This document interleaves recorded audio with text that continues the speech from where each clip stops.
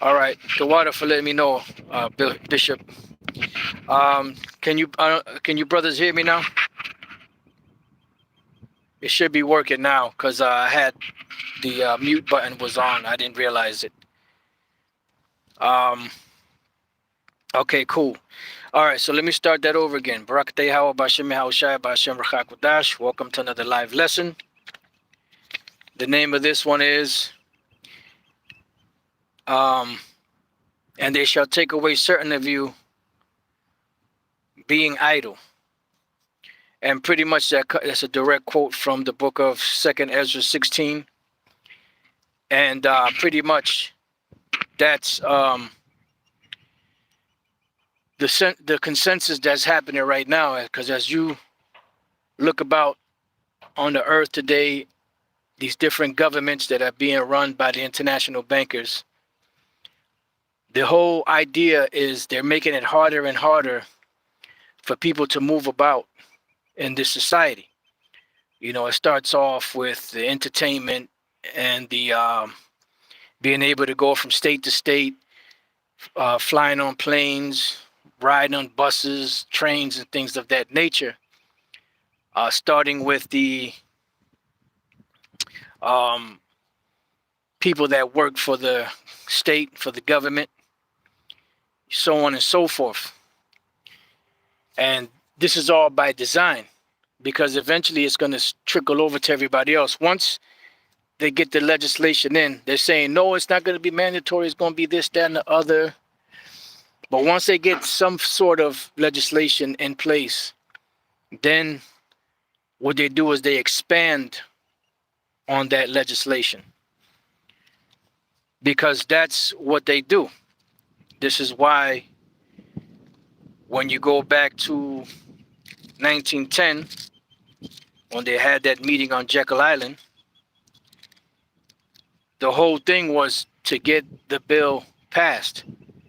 Some of the other individuals that were there trying to get the legislation passed, they wanted everything to be included within the legislation so that they could have everything to their disposal whenever they want. But Paul Warburg, I believe it was, if I'm not mistaken, he was the one that said, no, gentlemen, we just want to get the legislation passed. Once it's passed, then we can make the amendments later. And that's why to every law and everything that Esau does, there are always amendments to it. There are always loopholes within the legislation that's pretty much like a broad stroke of a pen that allow them to adjust it later. So these things being mandatory to government workers and firefighters and police and different municipalities and the military, things of that nature, and it not really affecting the so-called quote-unquote civilians, eventually that legislation that's being used against these governmental workers is going to be extended broadly upon all peoples of the earth, because remember, this is a worldwide event. So this is why in Isaiah 10:1 it says, woe unto them that decree unrighteous decrees and write grievousness which they have prescribed, because these laws that they're passing, that is the grievousness that they have prescribed, because it's not meant to help the citizens. It's meant to have the government take away the very few freedoms that the people have and have them, on bended knees, so to speak, and fawning at the will of the international banking families. So what they're seeing is that most people are not complying with these different mandates. You have some that are, but most are not. So as the days tick, the months and the years, or the months tick, they're going to become more and more stricter with their approach on it. And that's why it says that they're going to be like madmen, sparing none. And what you're going to have is you're going to have something that we were ridiculed about years ago for teaching, you know, something called martial law, which we've been talking about this for a long time. And it's been stated, you know, I mean, I've heard the Elder Apostle Tar mention it, that people have said that the word Walmart is nothing more than martial law, pretty much spelled backwards or kind of a little jumbled up. Because one of the things that they have or that they want to do is detain people. So what I'm going to do is I'm going to read the definition for martial law on this offline dictionary. And then, you know, we'll take it from there. It says martial law, the body of law imposed by the military over civilian affairs. And that's exactly what it is. It's when the military takes over the function of the government. So it says the body of law imposed by the military over civilian affairs, usually in time of war or civil crisis, overrides civil law. And that's exactly what it does. It overrides civil law. You know, and what happens is when you have an emergency declared, you know, a state emergency, national emergency, or in this case, a worldwide emergency through something as so-called, quote unquote, as deadly as this situation or this event, then what they do is they enact the state of emergency clauses that each state, country, you know, municipality, city, whatever the case is, may have on the books. All right. And what that would cause to do is the people that do not comply, they'll be given the right to detain them. Now, the word detention is a state of being confined, usually for a short time. But we know that there's legislation in place like the NDAA, I believe it's called. NDAA, National Defense Authorization Act, I believe it's called. And pretty much they can detain somebody indefinitely, you know. So just remember, these detention centers, they're saying are temporary till they move the people where they have to go.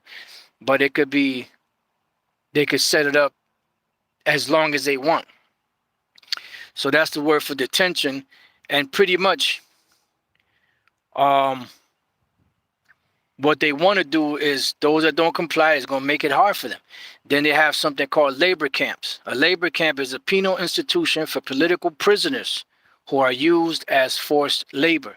And there are executive orders in place right now. I believe it's 11,000 that states that they can move the civilian population and set them up, you know, to become, to have or make them or push them into forced labor.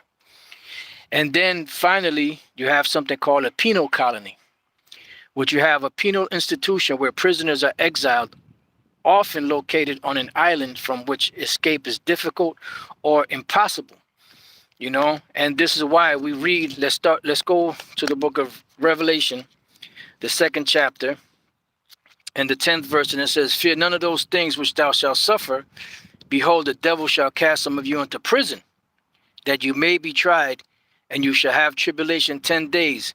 Be thou faithful unto death, and I will give thee a crown of life. And that's pretty much what it is. So when the Apostle John wrote this, he was in a place called the Island of Patmos. Now, the Island of Patmos is located, I believe that's the Aegean Sea, if I'm not mistaken. And pretty much what it was something called, these islands were called the Sporades. All right. And the Sporades, I believe that comes from the word sporadic, because they were pretty much, you know, scattered all over that area. And that was a place where they would send political prisoners, those that caused insurrections, those that caused sedition, you know, those that caused revolutions and rebellions against the government, back then being the Roman Empire, which America today is nothing more than a revival of the ancient Roman Empire, the one whose deadly wound was healed. And that's pretty much where they're heading, or where everything is heading towards. That draconian type of penal codes that will be used, in order to get people to consent. Now, there's a video circulating where brothers did of this Jake in the military, and I'm pretty sure that prior to him making that last video that he did, that he was talking all kind of shit about, that Vicky Venom, that juice, that damsel in distress juice that they're pushing out there. And I'm pretty sure he was saying, I ain't taking it. This is some bullshit. But I'm pretty sure he was talking all kind of shit. Now that they have laws in the book that they're going to court martial you, they're going to send you to Leavenworth, a federal prison. They're going to cut your pay down, blah, blah, blah, this, that, and the other. He's singing a different tune. I can't take that kind of L, TikTok, I can't take that kind of L. I got a family to support, man, and this is why you're going to see a lot of people that's talking shit that I ain't going to do this, I ain't going to do that, I ain't going to comply, but they're going to do the same exact thing that they're saying that they're not going to do, because they're not going to have the spirit of Yahweh Bashim Yahushai to guide them and to resist, these things. Now, we read in Revelation, the 1st chapter, with the Apostle John, in the 9th verse, it says, I, John, who also am your brother and companion in tribulation, and in the kingdom and patience of Yahushua HaMashiach, was in the isle that is called Patmos, for the word of the Most High and for the testimony of Yahushua. Why? Because what we're teaching is a seditious doctrine, because we're saying that America, which is known as Babylon the Great, is going to be destroyed, and that Yahushua is coming to claim his kingdom. So that is a pretty much seditious. These are seditious statements, which Elder Pastor just did a video on sedition. Let's look up that word sedition real quick. Sedition. It says an illegal action inciting resistance to lawful authority and tending to cause the disruption or overthrow of the government. All right. And that's exactly what it is. It's an inciting, of pretty much telling these devils that they're about to go down, that their kingdom is not going to last, that this empire called America that rules over all these different governments of the world, that has this military, that's spread abroad across the world, is going to be destroyed by our Lord Yahushai, who's coming back to reclaim his throne, and kick these devils out of rulership. We have Patmos, right? It means my killing. I don't know. I never looked the word up. That's what it said. They say it means my killing. It says a rugged and bare island in the Aegean Sea. All right. And this was set up for the purpose of sending those that were considered a threat to the Roman Empire. And they were nothing more than penal colonies, which we read the definition of penal colony being a penal institution where prisoners are exiled, often located on an island from which escape is difficult or impossible.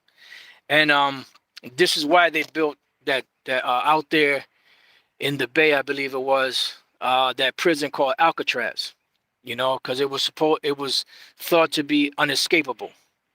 And that's why they put it in the middle of, surrounded by water on an island, because that's an ancient practice going back to them sporad islands in the Aegean Sea, where political prisoners, so on and so forth, those with seditious speech, rebellions, revolts, were sent to labor. All right. And that's where St. John was, the Apostle John, on that island for because of the testimony that he held of Yahweh Bashem Yahushai and the words that he spoke. Because Yahushai told the disciples that, look, teach this word, and eventually I'm going to come back and I'm going to claim my throne back. In so many words, when you go into the whole history of the gospel, and the truth of the gospel is that the nation of Israel is going to be saved. Esau and the other nations are going to be brought down, and Yahushai is going to be set up into power. This is the book of Matthew chapter 10, and verse 18. And you shall be brought before governors and kings for my sake, for a testimony against them and the Gentiles, meaning the actual nations. All right, so just imagine going back in history to any of these different empires where there was a particular king, let's say Nebuchadnezzar or Ahasuerus, or any of the Darius, any of those kings ruling, and then you telling them that Yahushua is coming back to take them down. That would be a seditious thing, and they would cast you in the worst parts of the prison. And that's what's coming in this society, this martial law. This is why they have these protests. They have, controlled opposition, because they want chaos to ensue in the streets, because without chaos, they can't bring order. And that's one of their mantras or mottos, is order ad chaos. I don't think it's going to come up here. Nope, I didn't think so. So order ad chaos is a Latin phrase called order, or that means order out of chaos, and that's what they want to bring. And this is why they're pushing this legislation. And this is why the legislation, when you read it, it's so vague, because they don't want it to be precise. They want it to be vague so that they can add the amendments that they want in order to extend the power of that legislation to rob the average person out here in the world of their rights if they don't comply with these different government mandates. And that's what we're seeing right now. We're seeing this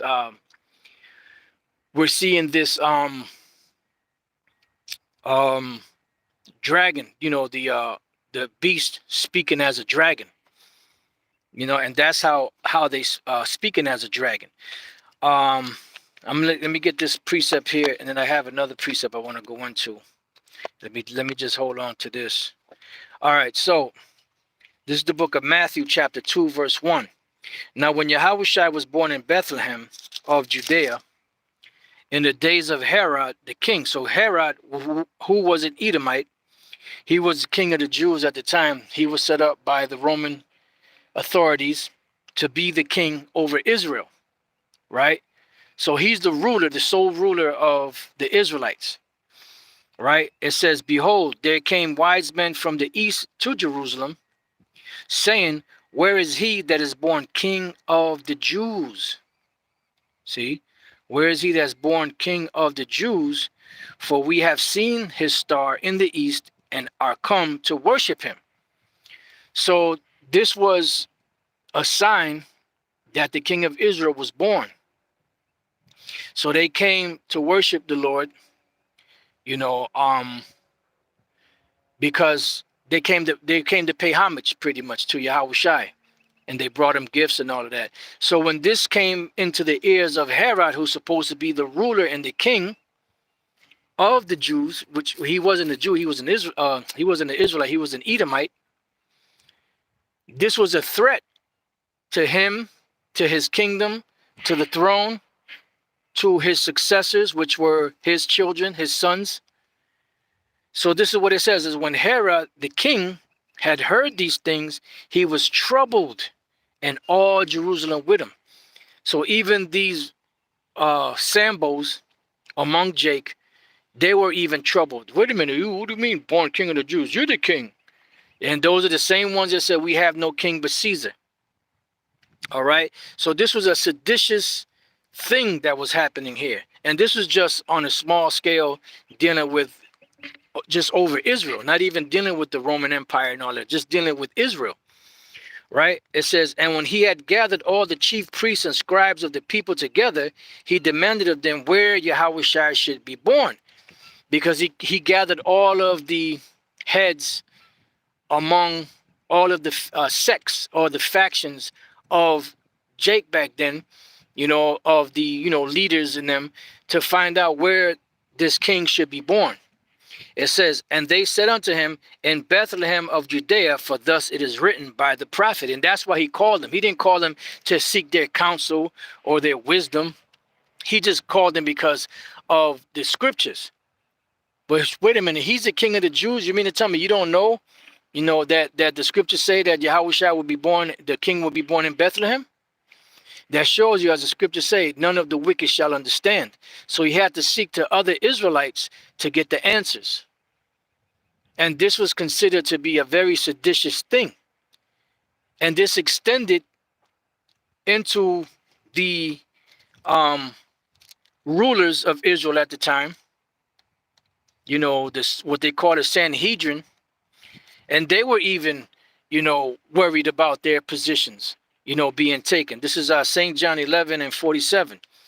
Then gathered the chief priests and the Pharisees a council and said, what do we, for this man doeth many miracles? So he's doing a lot of miracles. So what are we going to do? We have to do something about this situation. Otherwise, there's going to be problems.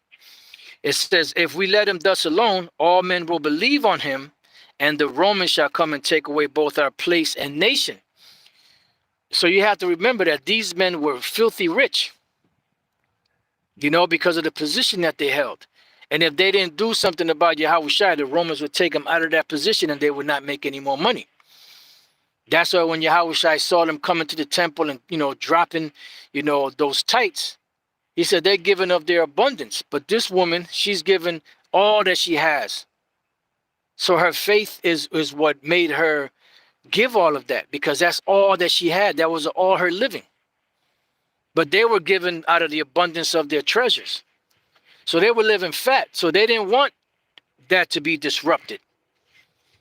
So that's why they are looking for ways to get rid of Yahushua. All right, so we read that in Matthew 2. So when we read, right, in verse 6, back in Matthew 2:6, and thou, Bethlehem, in the land of Judah, are not the least among the princes of Judah, for out of thee shall come a governor that shall rule my people Israel. Then Herod, when he had privily called the wise men, inquired of them diligently what time the star appeared. And he sent them to Bethlehem and said, go and search diligently for the young child, and when you have found him, bring me word again, that I may come and worship him also. But that was deceitful, because he just wanted to know where this particular child was so that he can put him to death. Because when you go back in the history and you read up about Herod, killed a lot of people that he felt were a threat to the kingdom. I believe he even killed his wife, the Hasmonean queen, that he had married. And there was a lot of individuals that he killed, that he thought would be a threat to the throne. Let's go real quick to Matthew 2. And let's look up Herod, see what it says for Herod. There to go, sagacious. Right, here we go. Herodes, the name of a royal family that flourished among the Jews in the time of Yahushua and the apostles. Herod the Great was the son of Antipater of Idumea, appointed king of Judea BC 40 by Roman Senate at the suggestion of Antony and with the consent of Octavian. He at length overcame the great opposition which the country made to him and took possession of the kingdom BC 37. And after the battle of Actium, he was confirmed by Octavian, whose favor he ever enjoyed. He was brave and skilled in war, learned and sagacious, but also extremely suspicious and cruel. Hence he destroyed the entire royal family of Hasmoneans, put to death many of the Jews that opposed his government, see, and this is what he wanted to do. He wanted to kill Yahushai, and proceeded to kill even his dearly beloved wife Miriam of the Hasmonean line and his 2 sons she had borne him. By these acts of bloodshed, and especially by his love and imitation of Roman customs and institutions, and by the burdensome taxes imposed upon the subjects, he so alienated the Jews that he was unable to regain their favor by his splendid restoration of the temple and the other acts of munificence. He died in the 70th year of his age, the 37th year of his reign, the 4th before the Dionysian era. In his closing years, John the Baptist and Yahushua were born. Matthew narrates that he commanded all the male children under 2 years old in Bethlehem to be slain. Why? Because this was a seditious thing, even though it was part of the scriptures. You're supposed to be king of the Jews. You're supposed to side with what the scriptures are saying. It said that he was learned and sagacious. So why, if the scriptures that you're supposed to represent, why if the scriptures say that there's going to be a king that's going to be born in Israel, why are you seeking to destroy him? See? That's the devil for you. But this is an idea that translates to other empires and kingdoms. So whenever there's a kingdom that says, look, we're going to be established, you're going to be taken down, what happens? They set up a war against that particular kingdom, in the hopes of catching them, more than likely slaying the king and his nobles, or imprisoning them or enslaving them, as they did to Zedekiah and the nobles of Israel, during the time of, the Babylonian Empire and Nebuchadnezzar. So anyone that resisted, they would come down hard upon. When we read the story, let's go to it in Acts, the 5th chapter. And what they would do is they would put some of these people into prison. They would put them in captivity. We go to Acts 5 and 33. When they heard that, they were cut to the heart and took counsel to slay them. Then stood there up one in the council, a Pharisee named Gamaliel, a doctor of the law, had in reputation among all the people, and commanded to put the apostles forth a little space, so that he can give this discourse. It says, and said unto them, ye men of Israel, take heed to yourselves what ye intend to do as touching these men. For before these days rose up Theudas, boasting himself to be somebody, to whom a number of men, about 400, joined themselves, who were slain, and all as many as obeyed him were scattered and brought to naught. Because the Roman Empire, the Romans, the centurions and the different soldiers, brought these men down because they were opposing the Roman Empire, and they were a threat to the stability of the empire. It says, after this man rose up Judas of Galilee in the days of the taxing, and drew away much people after him. He also perished, and all, even as many as obeyed him, were dispersed. You see? And you better believe that the ones that were caught, some of them, depending on their status, were crucified. That was one of the famous ways that the Romans would kill people if they weren't citizens. And others were imprisoned in these penal colonies, such as the Island of Patmos and many others of those islands where they would exile people to. Matter of fact, let's look up that word exile. See what that says. Exile. It says a person who was voluntarily absent from home or country, a person who was expelled from home or country by authority. See? The act of expelling a person from their native land. Yeah. And where would they send them to? These penal colonies. And what would they do there? Forced labor. So pretty much they were nothing but slaves. Because that's pretty much what these prisoners are. And that was a loophole that Esau found back when they so-called freed the slaves, And in the 13th Amendment said neither servitude nor neither slavery nor involuntary servitude should exist in the United States except for crimes, for in act of crime or something like that. Now that was a loophole, and that's why they would charge Jake with the simplest things as a criminal, so that they can use them as forced labor. And that's what the 13th Amendment is all about. So pretty much it was a way to make somebody a slave to you. And if you have a slave, you don't have to pay that slave nothing. You feed them, house them, clothe them, and that's about it. You don't have to pay them a wage because they're a slave. So that's what these devils are doing.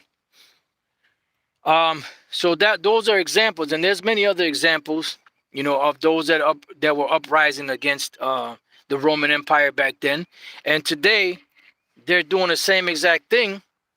You have some that are trying to rise up against the government, forcefully taking up arms, and then there are those that are just speaking the truth and are become enemies to the state, so to speak. Like the famous quote, in the time of universal deceit, telling the truth is considered a universal act. No, I'm sorry, a revolutionary act or something like that. So basically, it's against the law, so to speak, or it's a crime to speak the truth. And this is why the Apostle John was on the Island of Patmos for preaching the truth. This is why the apostles, ended up in prisons because of the things that they spoke. This is why the Apostle Paul and others that were with him ended up in prisons, because of the message that they brought. And Yahushua said that you shall be brought before governors and leaders. They were going to throw you into prisons because you are going to be persecuted for my name's sake. And that's a good one that the brother just put up. Amos 5:10. They hate him that rebuketh in the gate, and they abhor him that speaketh uprightly. Because that, at the end of the day, there's an agenda going on. And if you're not a part of the solution, you're a part of the problem. And their whole thing is to eliminate the problem, because they don't want any opposition in this so-called new world that they plan on bringing. And all of these things are in these different movies. And when you quote these movies, people look at you like you're crazy. Oh, you quoting movies? Hey, they bring out their plans in these movies.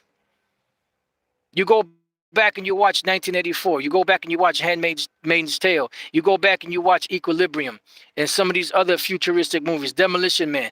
And you see all of the same things that were put in movies back in the 70s, 80s, and even before that, 90s. And you see it all happening right now in 2021, the year of the hastening the coming of our Lord Yahweh Bashem Yahushai. So how is it considered a conspiracy theory if all of those things that were in these movies back then are actually happening right now? There's something called predictive programming. And that's what they do. Before they do anything, they put it out in the public, whether it's through,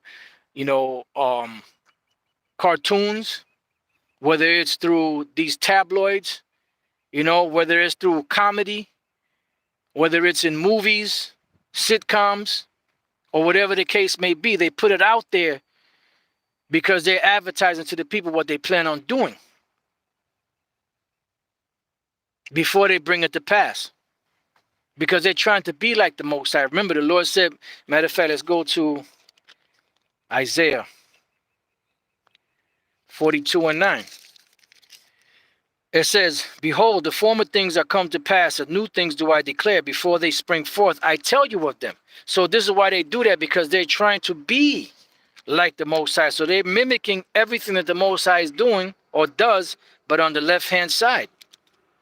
This is Isaiah 14:14. I will ascend above the heights of the clouds. I will be like the Most High. And this is in their demonic, proud spirit. They're trying to be just like the Most High. And that's why they put out these predictive programmings. I'm just looking up one more. All right.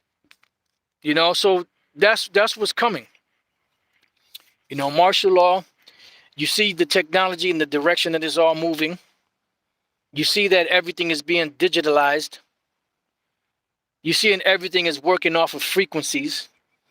You're seeing that even now, as they're making this transition, your particular devices are not working like they normally do. Your phones and different things, shit freezes up, acts up. They give you unlimited. You pay a certain price for unlimited access of the internet, but it's limited, unlimited. You know, it has the appearance of being unlimited, but it's really limited. And everything is not working correctly or properly. But prior to that, when everything was 4G, everything was working perfect. When it was 3G transitioning to 4G, anything that was 3G was acting up at the time of the transition. Then when 4G came and everything was cool, everything was working fine. Now you got the 5G. Now shit is starting to act up on the 4G. It's all done, it's a plan that they have. Because you have to remember, everything being digitalized, everything in this technology, everything has to coincide one with the other. And that's why they're pushing this technology with everything being digital, because the ultimate goal is to stick that RFID microchip into people. Daniel chapter 12 and verse 4. But thou, O Daniel, shut up the words and seal the book, even to the time of the end, which we're in the time of the end now. Many shall run to and fro, and knowledge shall be increased. And that's what we're witnessing right now. Knowledge being increased. And that's why everything is heading in that direction. That's why they're putting everything online. It's easier to track everything online than it is to try to track things the old way, the old calculations, pen and paper. It was much harder back then. You see how quick now they have things moving. Before, it would take them forever to solve a case. Now it's being solved quicker and quicker. So everything is being centralized on the web, because the web really wasn't set up in their mind for truth. The web was really set up to centralize the whole world. But the Heavenly Father used it for the truth to be brought out. Mainly the truth of the scriptures, but then you also have truth of, you have these truthers that bring out information out here, to let the world know what's really going on behind the scenes. And that's why right now the brothers in Dallas, they got a BitChute site where they're putting up lessons that they can't put up on YouTube, because everything here is censored. So you have to speak in code all the time. So the deeper lessons they said they're going to put on there, and then just basic things, they're going to put on YouTube. Because YouTube is clipping videos, clipping sites because of the truth. Because remember, this was not set up by Esau for the truth, but the Lord set it up for truth to come out. We read in Second Ezra the 6th chapter that the book shall be opened before the firmament, and they shall see all together. But Esau's thing was to set this technology up to centralize everything, get everything online. Because the ultimate was what? The merging of man with machine, which is through this RFID technology. Whether it's implanted in the brain, whether it's implanted in the hand, on the back, on your thigh, on your butt cheek, in whatever form that it is, because now you have nanotechnology, but that nanotechnology that they have is the same thing as the RFID, but it's just made smaller. So it's still the same thing, just much smaller now. So it's still the RFID microchip. And that's what they want to do, put everything online. And those that don't comply, they're going to have a hard time to go. Hence the concentration camps, hence the detention centers, hence the troops coming in, whether they be FEMA troops or whatever the case may be. So it's going to get tight, man. It's going to get tight. But the elect are going to do all right. It's going to get tight, but the elect are going to be all right. You know, so with that, you know, I pray that your brothers and your few sisters have been edified. To the next time I say shalom.